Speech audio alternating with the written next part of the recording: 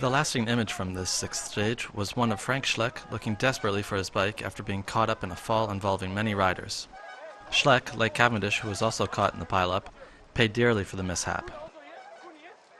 Yet another transition stage, not in the least bit uncommon for the first week of the Tour de France. Sprinters need to have their day in the sun, and since Sunday, they have not disappointed. Once again, today's 270-kilometer stage between Epernay and Champagne and Metz in Lorraine does not feature any particular difficulties, although there is a Category 4 climb at Bussière and an intermediate sprint at Saint-Mihiel under skies that are expected to be threatening. In what is becoming a familiar script, 4 riders broke away, including the American David Zabriskie of the Garmin Sharp team, the Italian David Malacarne from Europcar, the Belgian Romain Zinck riding for Cofidis, and the Dutchman Karsten Kroon representing Saxo Bank.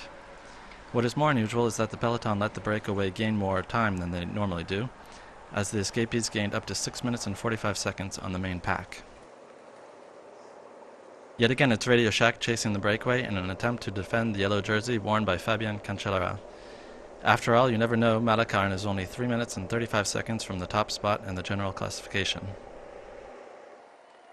The peloton had had enough and began to reel in the breakaway, which now are marked men and they know it. For the intermediary sprint at Saint-Mihiel, they were a mere 3 minutes ahead of the pack.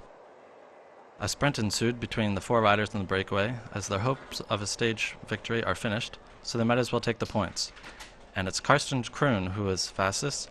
The peloton sprint was won by Matthew Goss ahead of Mark Cavendish by less than the length of a tire, and Peter Sagan, who was always out in front. At 25 kilometers from the finish line, a massive fall in the peloton did serious damage.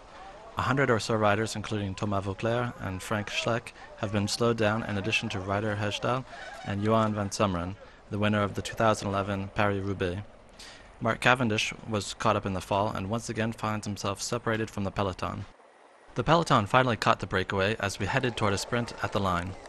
It was a massive sprint, but without many of the star sprinters of this tour, although the new king of the sprint, Peter Sagan, would be in the mix alongside André Greipel. One of the two would bag his 3rd victory of the tour, and in the end it was Sagan. The young Slovak won his duel with Greipel. It was his 3rd victory in his very first Tour de France. Sagan was simply too strong.